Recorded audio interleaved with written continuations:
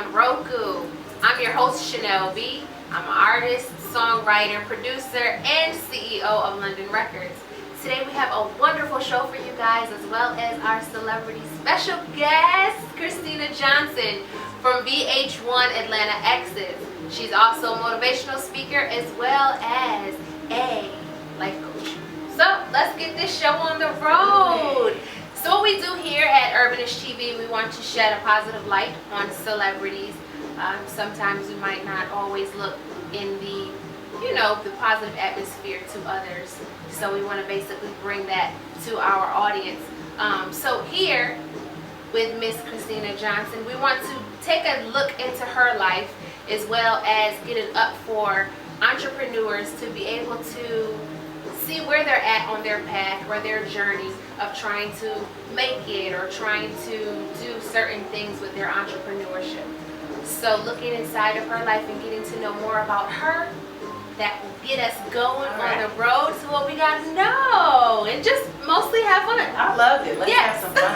Thank you so much for having me. You're welcome, welcome, welcome. So I know that you have a interior design company, and it is called the Inner Peace Design. I love that name. And so, heartfelt and touching with it. What got you started in the industry? Like, what got you started on your designing and that lane? So Inner Peace Design is the interior design firm that I started back in 2003. And now I am embarking on a new venture with an amazing business partner. Her name is Aaliyah Carter, and it's called Design My Investment.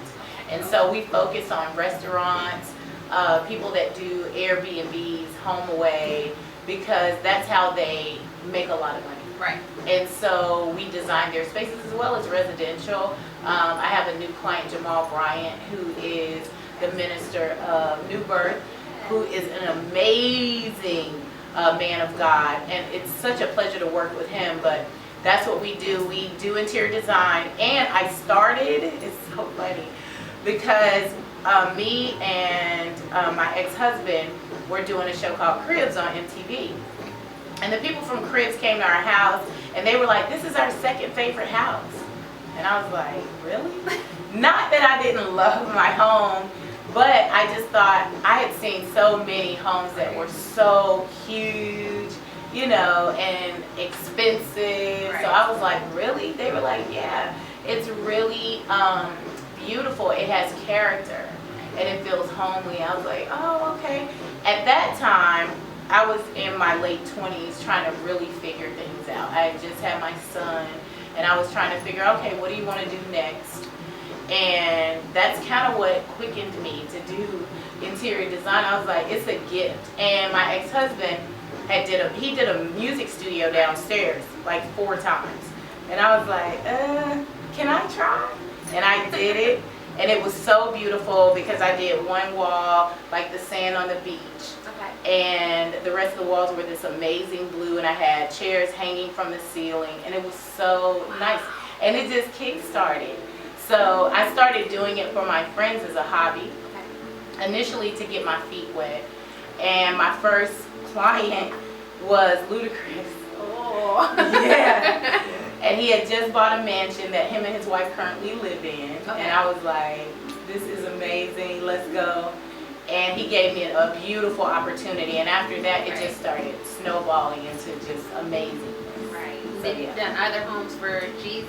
Young Jeezy, yes. I've done his. And of course, CeeLo Greens and athletes and urbanites. Like, I just love people and love working with people. Right. So it's just a love and a passion of mine, but also a gift of mine.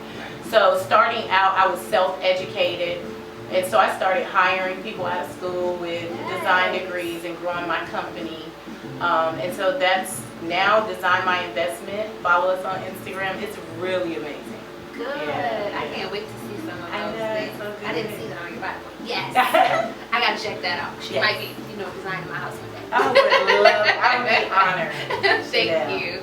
Just so you guys know, this is the ex-wife of CeeLo Green, the music model. Yes. So yes. Who's currently now on Marriage Boot Camp. Yes. And I watched awesome. that. Did you It helps watch me it? out. Yay. It helped me out a lot. I actually had not watched the show, Mhm. but now that he's on there, I'm going to have to watch. And his lovely fiance, Yes. Shawnee, who is so beautiful. And we're all co-parents to Lo and I have 3 kids, right? So I had 2 kids prior to meeting him that he's raised from 4 and 7. And we have a son together, which is his only son. Right. And so loving on her allows my children to see that no matter if it works out or not, whether you end up in divorce or not, still family is family and love is love. And I feel that the greatest lesson you can teach your children is how to love through the way that you love in your relationships. So if I'm an example of that love, then they're going to carry themselves the same way. Because I'm my son's first, initial vision of a woman and who a woman is and how she carries herself. I'm my daughter's first example of woman. So not that I want them to be who I am, be better than me. But if I set the tone, then that gives them something to go on. So it's always great to have positive role models. Absolutely. As your parents, some people don't have that advantage or that blessing. And I grew up in, around abuse. So I've seen guns cocked to my mom's head. I've seen her with black eyes. So to grow up in that way, thinking that that's what love looks like, you end up a lot of times in situations that aren't so healthy. And so me doing, other things has given me the opportunity to shed some light on those type of things. And then you're also, with you being the mother, the entrepreneur, and the advocate. Domestic violence is, often swept under the rug. Absolutely. So unless you see the bruises and stuff like that, many women often hide from it. So you're an advocate for domestic violence? Yes, because I'm a survivor. Got you? Okay. Well, like I said, I grew up around abuse, and as a young woman, I was in an abusive relationship. So I'm able to I know both sides, So for me, understanding that it's either you become the abuser when you've grown up and you see abuse, or you become the victim, which I feel never survives, or you become a survivor of abuse, which I consider myself to be. Because I was able to survive that, abusive relationship. And his thing was strangling. And so it was very, very dangerous. So now I bring light to that for other women, because as women, a lot of times when we're abused, we feel ashamed. You don't want other people, you don't want to talk about it. You don't want other people to know this is what your relationship is really like. When you shouldn't be the one that's ashamed. The abuser should be. So I try to give women the freedom to be able to speak, and be honest about the abuse. And a lot of times it comes from unhealed places, like mine was from not having my biological father in my life. I grew up without him, so I look for that love in all the wrong places. So fast, hanging out with boys that I felt like, because we're having sex, they love me. So I was pregnant at 16, again at 19. So now our kids are grown. Like my oldest is 30. I have a 27-year-old, and my son will be 20 this year. Understanding that once you get to the bottom of where that's coming from and heal, pull that root out, heal those places, which is a vulnerable place, and it's not easy to do. So I've been a life coach for about 5 years. And in doing that, I've helped women to live authentically, forgive themselves, because a lot of times we don't let go of our past mistakes, but you're not doing anything, or you haven't done anything that thousands upon thousands of women haven't done already. You're not the first. It's okay. We're going to make our mistakes. It's okay. Forgive yourself, move forward. It's all right. And always have self-love. Self-love is my biggest. And I know that's one of your biggest things. Self-love. Just because when you don't love yourself, you're open for whatever. You allow yourself to be mistreated, disrespected, because you feel like you deserve it. A lot of times, you're going through this abuse, you feel like you deserve to be abused for something, So I teach a lot of women, and I didn't come out and was like, okay, I'm only going to be a life coach for women. I'm just a life coach. But women flock to me, which has been so beautiful, especially in our community because we don't trust each other a lot. Right. We're not always kind to each other. Yeah. So the fact that women come to me to work through their stuff I'm honored. Right. And I'm so blessed to be able to be a person that they feel they can come to and talk to about whatever. Right. So I think it's important just to know that when you love yourself, you're not going to, I always say, I'm not dust. I don't settle. You're not going to settle for whatever. Right. You know, you're going to stand up and you're going to demand that respect and want that respect and give that respect. Because I do feel like you draw to you who you are. So be mindful of the energy you're putting out, the energy that you're bringing to a room. When I walk in, I want to change the atmosphere for the better. Yes. You know, so that smile, that extra care, that consideration, that compassion is so important. Right. I always say I've learned to turn my pain into compassion. Right. Because now I can relate to a teenager who's pregnant, you know, to a woman who's been abused because I've walked that walk. Right. You know, so compassion is another biggie for me. And that's where your Quencher Quest comes into, right? Yes. Because sometimes we're longing, like you were saying earlier when we were talking before the show, sometimes you're longing for more than just, you know, food or, you know, drinks, whatever the case may be. Sometimes it's deep rooted. So the Quencher Quest, tell us a little bit about that. So I did the Today Show, and that's what we were talking about at one time when I was depressed. I hate using that word. I always say the D word because I don't like to give it power. Right. But I was very sad, and I was going through, and depression is a real thing, so I'm not belittling it. Right. But I just remember saying it around one of my kids, and then she said it, and I was like, we're not going to do that, you know. But I remember going to eat so much food one day. Like, I ordered from McDonald's because I love their fries. Went to Checkers, okay? Went to Checkers and grabbed the 2 hot dogs. They had this Philly cheesesteak burger that had Philly cheesesteak meat, burger patties. And I was like, what are you really hungry for? Like, because it's not this. Something else you're trying to feed. You're trying to quench your thirst of something. Welcome. Hi. So welcome to Sanaa Artistic Retail. What we are is a boutique style gallery featuring the original handcrafted works of independent artists. So nothing's mass produced, everything is custom handcrafted. Wow. We bring all your creative ideas to life. I love it. This is so cool. I can see these cool pieces from outside. Yes, it's beautiful. Yes. So we have several artists that we work with that showcase their works in the space, as well as we have the gallery next door, where we showcase the visual artists for maybe 30 to 45 days, and then we also use it as creative rental space. In addition to a lot of the artists that participate and sell their works in this space, they teach creative classes. So we do sewing classes, crochet classes, soap making classes, all of that. So that's awesome. I love it. So who makes these pillows? So these pillows are a collection of really inspiring things that I found online from independent artists that they screen their artistry on the pillows for home decor. Another thing that we do here is not just a regular boutique. As you see, we have inspirational messages written on the floor.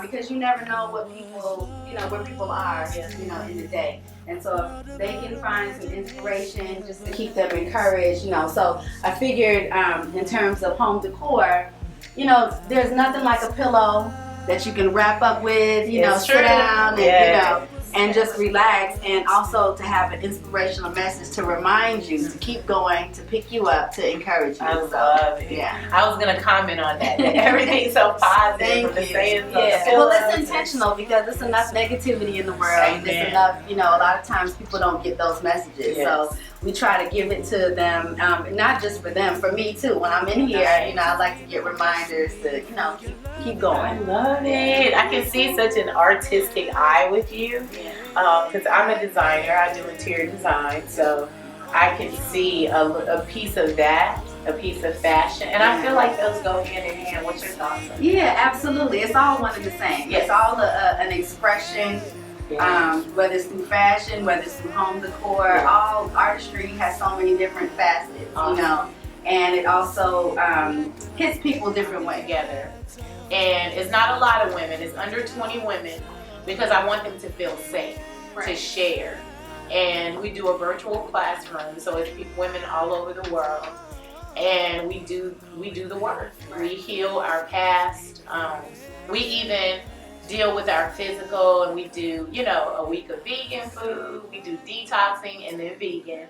And then we come together at the end, and some of the ladies fly in, and we have an amazing session at the end, and everybody just shares. Right. So that's one of my loves. Like, I feel like I was put here to be a life coach. Right. So I've learned to combine the two, but life coaching that's my gift. Right. Yeah. And then, you know, it led you into furthering your entrepreneur skills and stuff like that, wanting to really venture out of probably your comfort zone. Absolutely. Which then, you know, formulates the positiveness, the greatness that you captivate and you have. So that's wonderful. I love when Will Smith talks about the best things are on the other side of fear and terror. Yes. Because if you really step out and do the things that you're most afraid of, there's healing there. There's freedom there. Like, you'll taste freedom you never had before. So things that scare me, they scare me. I'm human. Okay, I'm going to get fearful. But at the same time, it excites me. Because I know if you step out on this, even if it doesn't work out the way you think it's supposed to work out, you don't know what opportunity is going to come with that. You don't know who's going to see you for something later on down the line, you know? And you don't know what you get out of that. How it's going to grow your fear, it'll grow you, it'll change you, it'll motivate you to be like, I did that, I'm good. Yes, you absolutely. know? And that's good with the entrepreneur. That helps us, you know, set ourselves aside from different people who don't have the creativity, you know, to do so. Yes. So that's awesome. I know. Thank you. Awesome.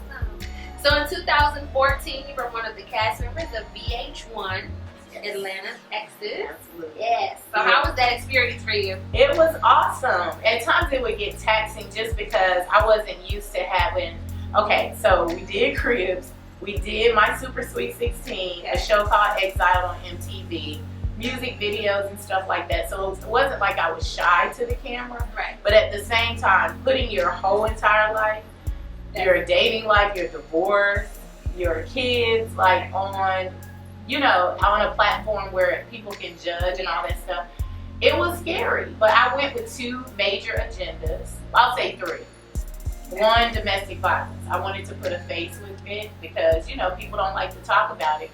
So if people see you on TV, automatically they think, oh, she's a celebrity. Yeah. She hasn't been through anything. So this was my way of showing that I'm a human being. Yeah. And yes, I have.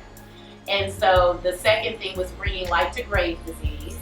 And the third thing was being financially independent, because who don't want that? You know what I'm saying? Right. Who don't want to ask $100? But this show gave me an opportunity to do that. The creators of the show actually called me.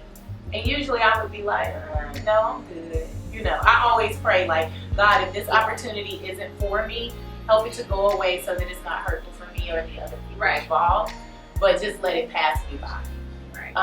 But it did. By the time we got off that 2-hour call, I was like, okay, you know what? I'm going to do it. Yeah. And we pitched it, and I ended up working with some amazing women.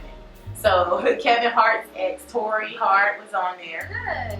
Tamika Raymond, who I ran into today. Tamika Foster, I ran into her at the Vitamin Lady today, which I was so happy because Tamika moved out to LA. Okay. And so she tried to surprise me at my gym this morning and show up, and she worked out, but I wasn't there. Oh. So I was so disappointed that I missed her, but then I walked into the Vitamin Lady and she was in there. Really? So, yeah, I got the chance to visit with Tamika.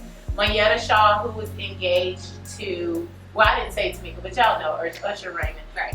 Mayetta, who was engaged to Neo. Right. And Cherie Buchanan, who was married to Ray Buchanan. Right. So we started going to lunch every Friday before we started taping. Okay. Which was awesome because we really were able to build a real bond. Because initially I was like, yeah, ladies, I'm not really good at faking. You know what I'm saying? So we gotta be close. Like it's gotta be a real thing. They shared a lot with me, I shared a lot with them. So by the time we started taping, those were my girls. You know what I'm saying? Because it's hard sometimes if you've been married to people in the industry and you don't have a lot of industry relationships, which was me. Me and Lo didn't really have a lot of, I say Lo, but see Lo. I call him Lo. Lo and I didn't have a lot of industry relationships. Right. It was us, our friends, and our family. You know what I'm saying? So we didn't have the, you know, industry relationships where you could just be like, oh, I know such and such. Right. Yeah. So I was like, but I really have to know you guys. And so we went out, hung out. We had a really good time. It was emotional at times, but it was a very beautiful experience. It really, really was. Especially being around, you know, us as women. Yeah. Sometimes they get emotional. Yeah, and they, you know, they would have their things or whatever. Blissfully, I was able to be who I am, 100% myself, like they were. And I was able to bring that to the group, you know. Right. So they called me the glue that hold. I call myself the glue that hold everybody together. They called me Mother Zen, which is a compliment. Right. You know, so I'm bringing the peace, and I'm Right. a mom. You know what I'm saying? So that nurturing, it just comes naturally. Great. You are a true warrior, of course. Thank you. 2009, we know that you were diagnosed with Graves' disease, Yes. which is an autoimmune disorder. Yes. Can you elaborate a little on that? Sure. Graves' disease is an autoimmune disease that attacks your thyroid, which a lot of times people don't know what that is, but it's the butterfly-shaped gland in your throat. And so it controls your metabolism, your heart. So I was working out, losing weight, looking good, girl. And then I kept dropping weight. And I was like, okay, now I'm getting too little. And so I went to the doctor, and at the time I could feel that I had some type of growth in my tummy. But she was like, but you have a border, which is when the thyroid starts to grow. And so sometimes people have, their throats will be really meaty and fat. Okay. But I was this big. And she was like, I'm gonna run some tests. I was like, okay, cool. And then she came back and said, I can't even touch that tumor until you get that under control, because if you go under surgery with the thyroid disease that accelerates your heart rate, you could go into cardiac arrest. So that began the battle, which took, I had surgeries back to back from 2011, 12, and 13, because initially I wanted to do everything naturally. That's who I've always been, herbs and stuff like that. But I caught it too late. So by the time I caught it, I couldn't heal it naturally. And my doctor was an older gentleman, and he's like, you're the sickest patient I've ever had. You may not survive this. And it's so funny because I remember one morning I was driving, this is before I got diagnosed. I was driving my son to school, had dropped him off, came home, pulled up in my yard, and was listening to Ricky Smiley. Mm-hmm. And Ricky does this inspirational thing in the morning where he plays gospel, and then Pastor Haynes comes on. Yeah. Pastor Haynes comes on. And I remember, I grew up in a small church in Charlotte, North Carolina. I'm from Charlotte. And I remember people speaking in tongues, and someone across the church would interpret the tongues. Right. And you'd be like, is that Jesus really talking? What's happening? Right. But I had the gift of tongues, but never spoke in tongues. And this particular morning, I was speaking in tongues and interpret the tongues. And just as clear as I'm talking to you, God said, no matter how bad it gets, stand on my promises. This is nothing compared to what I'm going to give you. I need you to trust me. And I remember thinking, oh Lord, what's about to happen? Because you know the first thing we go to the fears, right? Lord, what's about to happen to me? That's the worst. Exactly. But I was diagnosed after that. And I would leave the doctor's office every week. I had to go routinely because I was so sick, because I had tumors that had grown so big that they set, one of them set on my right kidney. It had folded over my fallopian tube into my ovaries, into my uterus. And so it made me so sick. My right kidney started to shrink, and my left kidney had to overcompensate, so it got bigger, and I was dying. You can see all the bones in my chest and my back. I didn't know, if I take a nap today, am I gonna wake tomorrow? After this nap, and be here tomorrow. So I remember getting in the car from the doctor's appointment. He was explaining to me how it's gonna happen. Your kidneys are gonna fail, and then you're gonna go to emergency surgery, and then you're going to probably go into cardiac arrest. And I remember crying in the car, and I heard God just as clearly again say, are you going to listen to the word of man, or are you going to stand on my promises? And it jolted me right back to that day. And I remember that day I made a decision, I'm going to stand on your promises and have faith. And so I started saying thank you. Thank you for my healing. Thank you for whoever's being touched by this. Even if I don't make it, I know you're going to use my life as a way to change other people's lives, so I thank you. I would have fevers of 105 every Friday. They're called thyroid storms, and they can be fatal. I didn't know that at this time. And I would still just be shaking. It was so debilitating, I couldn't walk. My son was 9, walking me to the bathroom, 10, trying to help me. And I make these necklaces. They're the mustard seed. Yes. And that's what it always reminds me of. Matthew 17 and 20 is that if you have faith of a mustard seed, you can tell a mountain to move, and the mountain will move. And so I started speaking to it, you know, telling that mountain of illness to get out of my way. Like, I'm not going anywhere. I'm gonna live. And so I started saying thank you for my healing, until I really was thanking God for my healing. So, you know, doing Atlanta X's was an opportunity for me to help people to, you know, women especially, to understand their own power, to stand up in their power. Another thing that healed me was gratitude. Saying thank you in the midst of is what helped save me. So I'm big on gratitude. I'm big on loving yourself. Praise Him even when it's going good, even when it's going bad. Right. Because it makes it easier from when it's going good. Because people don't feel so, oh, we asked to, you know, work it out when it was going bad, and now it's going good. And saying thank you in the midst of it all. I'm grateful when things are great. And when they're not, I'm grateful. And when I'm not so, you know, happy and excited about something being wrong, I'm asking God, what am I to learn from this? Because I know it's here to teach me something. It's working it out for you.